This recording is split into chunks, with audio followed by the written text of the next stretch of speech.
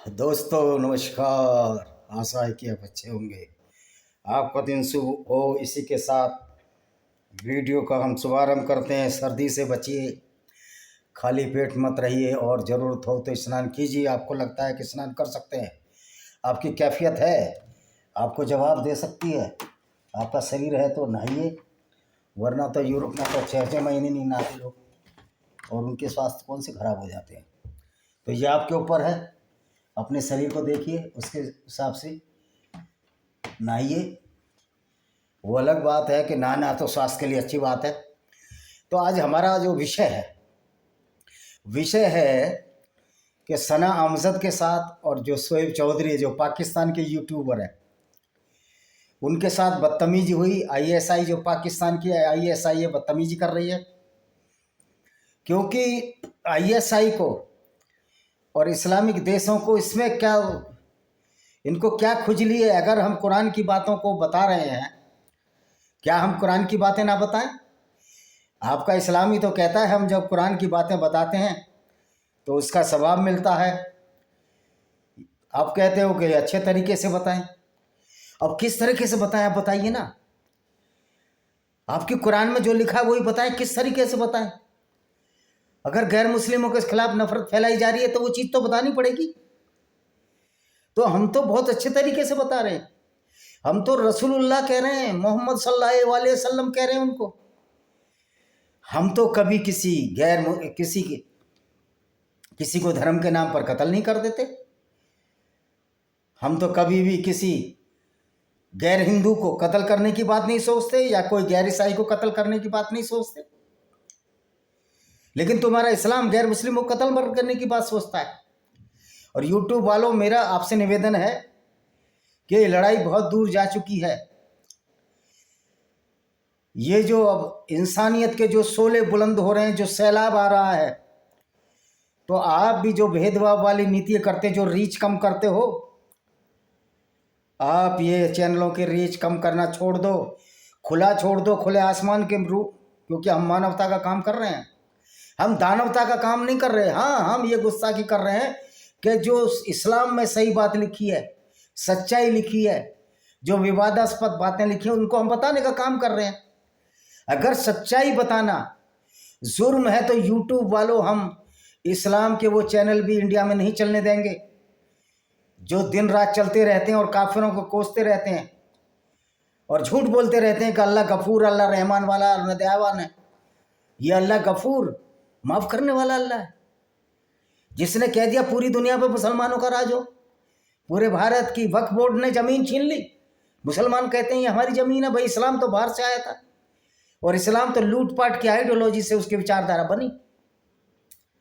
और जो हमारे मौलाना महमूद मदनी है, अब ये मदनी और मक्की हो रहे हैं सारे के सारे।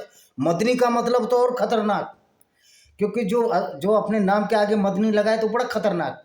क्योंकि मदनी है जो मदीना की आयतें थी जब मोहम्मद साहब ने तलवार अपने हाथ में ले ली थी और लोगों को कत्लेआम कर रहे थे अपने साथियों के साथ मिलकर। उसके बाद जब 630 में मक्का को फतेह कर लिया, उसके बाद 360 मूर्तियां मक्का की मोहम्मद साहब ने तोड़ दी। वो अलग बात है। मोहम्मद साहब भी काबे को चूमते रहे, चारों तरफ पत्थर के चारों तरफ घूमते रहे। एक ऐसा पत्थर जिसका कोई स्वरूप नहीं है, एक मकान के चारों तरफ घूमने जैसा है। काबा क्या है, माचिस की डिब्बी जैसा है स्वरूप। और उस काले पत्थर को चूमते रहे जिस पर अबुर ताहिर जन्नती ले गया था। नहीं, वो तो मोहम्मद की मौत के बाद था। उस पत्थर को तो अबू ताहिर जन्नती ने आज भी हाजी चूमते हैं। तो भैया, मदरसे में क्या पढ़ाई होती है?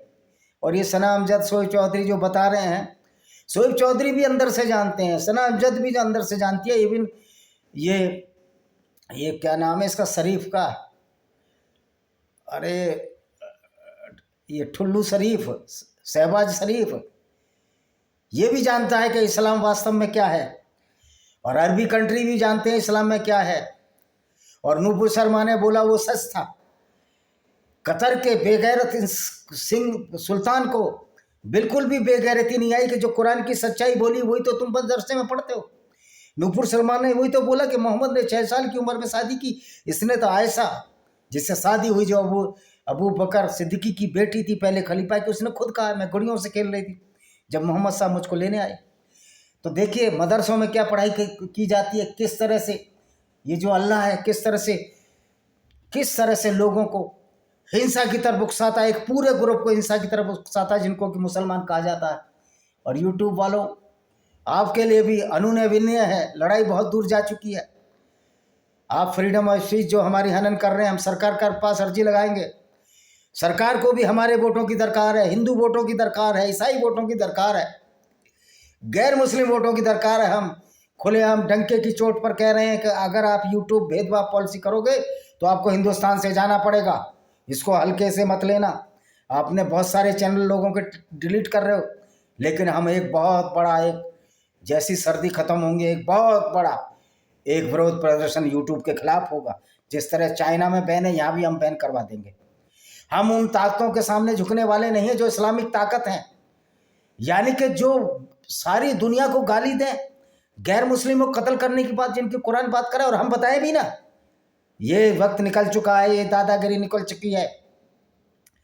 अब बहुत ज़्यादा दिन ये आइडियोलॉजी विचारधारा पनपने वाली नहीं है, क्योंकि हमारे मुस्लिम भाई भी नहीं चाहते कि उनका पैगंबर एक इस तरह का व्यक्ति हो जैसे उन्होंने कर्म किए। आप सबको मालूम है, हर वीडियो में बताता हूँ कैसी आयतें लाया वो शैतानी फरिश्ता, जिसको कि ये जिब्रील बोलते हैं, वो एक शैतान था। वो ऐसी सारी आयतें लाया जो दुनिया को बर्बाद करने के लिए तुली हुई हैं। तो मदरसे भी, ये इस्लाम में मदरसे में क्या पढ़ाया जाता है, ये वही पढ़ाया जाता है जो कि दुनिया में आतंकवाद बनाता है। मदरसे के छात्र मिलकर ही आतंकवादी बनते हैं। दारुल उलूम देवबंद सबसे बड़ा आतंकवादियों केंद्र भारत में है, क्योंकि जो कुरान की पढ़ाई पढ़ते हैं, जो कुरान की पढ़ाई पढ़ते हैं वो वही आतंकवाद अपनाते हैं, वही रास्ता अपनाते हैं जो मोहम्मद की सुन्नत का था, जिसमें गैर मुस्लिम को लूटना कत्ल करना लिखा है। तो आइए कुरान की पढ़ाई के सूरा अल-तौबा चैप्टर 9 के हम 5 या 6 आयतें आपको बताते हैं, उससे पता लग जाएगी। आयत नंबर 1, अल्लाह तथा उसके रसूल की ओर से उन बहुविवादियों से जिम्मेदारी से बरी होने की घोषणा है जिससे तुमने संधि की थी। संधि क्या की थी? मोहम्मद साहब कहते थे मूर्ति मत पूजो। एक लड़का यहाँ फल बेचता है, पपीता बेचता है, वो कह रहा था कि ये मूर्ति जो पूजते हो गलत है, मूर्ति तोड़ते हो तुम, तुम्हारी कुरान में लिखा है मूर्ति तोड़ते हो गलत नहीं है। तुम्हारी कुरान में लिखा है कि गैर मुस्लिम औरतों को गुलाम बना लो युद्ध में जाने के बाद, और उनके साथ गलत व्यवहार करो, उनको बाजारों में बेच दो, और 20% हिस्सा मोहम्मद साहब आपके पैगंबर साहब रख लें, वो गलत नहीं है। वाह! यानी कि किस तरह की गैर बेशर्मी का आलम है, किस तरह से भोले भाले मुस्लिमों को बेवकूफ़ बनाया जा रहा है, और मुसलमान है कि मानने को तैयार ही नहीं। अल्लाह गफूर नहीं है, अल्लाह रहमान नहीं है। अगर अल्लाह माफ़ करने वाला होता तो काफिरों को भी माफ़ करता, भले उसको ना मानते, बड़ा दिल रखता। लेकिन अल्लाह तो काल्पनिक है, मैंने पहले ही बताया। तो अल्लाह के नाम पर जो खेल खेला गया, एक बहुत बड़ा जो फिराड, जो धोखा मुसलमानों के साथ हुआ है, उनके पैगंबर सोकल रसूलुल्लाह सल्लल्लाहु अलैहि वसल्लम ने किया है, ये हम मुसलमान भाइयों को सोचना पड़ेगा। तो हे बहुदेववादियों, तुम धरती में 4 महीने चलो फिरो तथा जान लो निसंदेह तुम अल्लाह को विवश करने वाले नहीं हो। यह है कि निश्चय काफिरों को अपमानित करने वाला। ये देखो फिर धमकी दी मोहम्मद ने, अल्लाह के नाम पर धमकी देते तो अल्लाह तो है ही नहीं, नकली अल्लाह। कि 4 महीने और चल फिर लो, रमजान के जब पवित्र महीने बीत जाएं, वो जब तक तुम रहो उसके बाद हम देखो तुम्हारा क्या करते हैं। ये मदरसे में पढ़ाया जाता है। तथा अल्लाह और उसके रसूल की ओर से जो माँ हज के दिन स्पष्ट घोषणा है, अल्लाह बहुदेववादियों यानी कि जो बहुत सारे देवताओं को मानते हैं, जैसे हिंदू हैं, ईसाई हैं, मैरी मरियम को, वर्जिन मैरी को मानते हैं, जीसस क्राइस्ट को मानते हैं, यहोवा परमेश्वर को मानते हैं, जो बहुदेववादी हैं, जो बहुत सारे देवताओं को अपने आदर्श के रूप में चुनते हैं, उनके लिए धमकी है, जिसमें हिंदू भी आते हैं और उसका रसूल भी। फिर यदि तुम तोबा कर लो वह तुम्हारे लिए उत्तम है। कह रहा तुम तोबा कर लो, यानी कि उस इस्लाम को मान लो जो गलत है, जो हिंसा फैलाता है, जो वायलेंस फैलाता है, जो अच्छे भले इंसान को एक दानव के रूप में बदल देता, आप उसको मान लो। नहीं तो क्या होगा? यदि तुम मुंह मोड़ो और जान लो निश्चय तुम अल्लाह को विवश करने वाले जिन लोगों ने कुफ्र किया उनके दुखदाई यातना की सूचना दे दो। जिन लोगों ने कुफ्र किया यानी जिन्होंने अल्लाह को नहीं माना, एक झूठे अल्लाह को नहीं माना, झूठे पैगंबर को नहीं माना, उसके लिए बड़ी दुखदाई यातना है। उस समय क्या तलवार उठा ली थी उन्होंने, सीधे साधे लोगों को मुसलमान बनाते चले गए। लेकिन आज ऐसा नहीं है। आज तो ताकत गैर मुस्लिमों के हाथ में है, और वो गैर मुस्लिम है इस दुनिया में जो मानवता की तरफ दौड़ रहे हैं, जो इंसानियत की रक्षा कर रहे हैं। अल्लाह को 100% मानने वाला इंसान हो ही नहीं सकता अच्छा। वो एक अच्छा मुसलमान हो सकता है लेकिन अच्छा इंसान नहीं हो सकता, क्योंकि एक अच्छा इंसान कभी दूसरों को इस बात पर नहीं कत्ल करेगा कि तुम हिंदू हो या ईसाई हो या यहूदी हो या जो कोई हो। एक अच्छा इंसान हमेशा इंसानियत की कद्र करेगा। लेकिन इस्लाम तो अगर आप गैर मुस्लिम हो आपको कत्ल करने की आज्ञा देता है। तो आप ये देखिए, और सिवाय उन मुशरिकों के जिनसे तुमने संधि की, फिर तुम्हारे साथ संधि के पालन में कोई कमी नहीं की, न तुम्हारे विरुद्ध किसी की सहायता की, तो उनके साथ उनकी संधि का अवधि तक पूरी करो। करे जिनसे संधि की। अब हिंदुओं की तो कोई संधि है नहीं, क्योंकि यहूदियों से संधि की थी। उस इलाके में हिंदू रहते ही नहीं थे, हिंदू तो ईरान तक थे बस। और ये सऊदी अरब की बात है, ना हिंदुओं से संधि थी। सिख, जैन, बौद्ध, ये चारों सनातनी समुद्र में जो नदियां हैं, चारों जो सनातन रूपी सागर में गिरती हैं, चारों जो है वैदिक धर्म के ये जो है सिख, जैन, बौद्ध, हिंदू, जो चार हमारे खंबे हैं, जो चार हमारे स्थान हैं, जो चार हमारे शस्त्र हैं पावरफुल, हिंदुज्म, जैनिज्म, सिखिज्म, बौद्धिज्म, वहाँ तो थे नहीं, इसलिए संधि उनकी है। तो हिंदुओं से तो कोई संधि नहीं, जैनों, बुद्धियों, सिखों से कोई संधि नहीं, यजीदियों से कोई संधि नहीं, सिर्फ यहूदियों से संधि थी। तो यहूदियों को तो उस समय के लिए माफ़ किया जा सकता था जब 4 महीने, और उसके बाद क्या करना था देखिए। अतः जब सम्मानित महीने बीत जाए, यानी 4 महीने जो रोज़ा नमाज जो भी इनका चलता है, तो बहुत देर सॉरी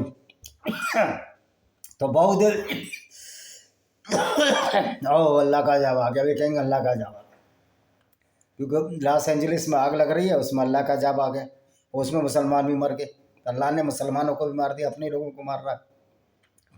और अल्लाह में तुर्की में भूकंप आए, वहाँ भी अल्लाह मर गया। कह रहे वहाँ हमारी परीक्षा ले रहा है, और तुम्हारी परीक्षा ले रहा है, मार के कैसी परीक्षा है यार? जब मरी जाओगे तो काहे की परीक्षा है? अच्छे कर्मों की तो परीक्षा लेता नहीं अल्लाह। अल्लाह तो तुमको कहता है लूट मार करो, गैर मुस्लिमों को कत्ल करो, दुनिया में फसाद फैलाओ जिहाद के नाम पर।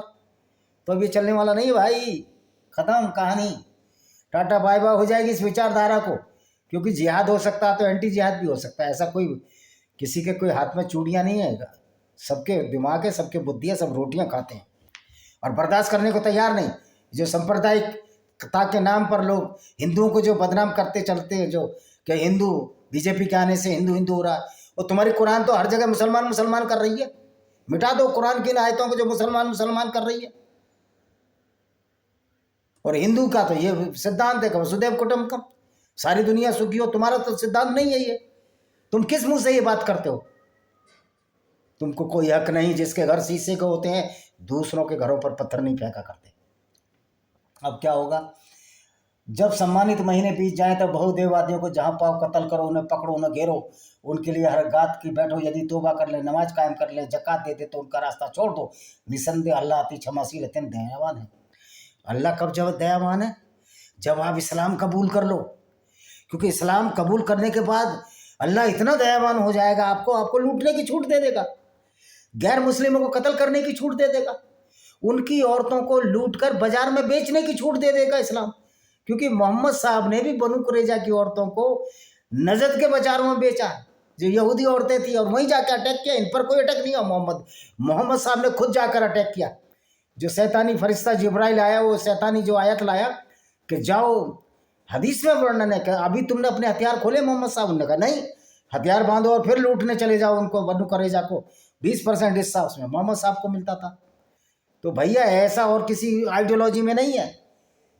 और ये अल्लाह की वाणी देख लो, क्या बढ़िया अल्लाह की वाणी है, नफरत फैला रही पूरी दुनिया में। गजब का अल्लाह है यार, यह अध्यात्म की बात है।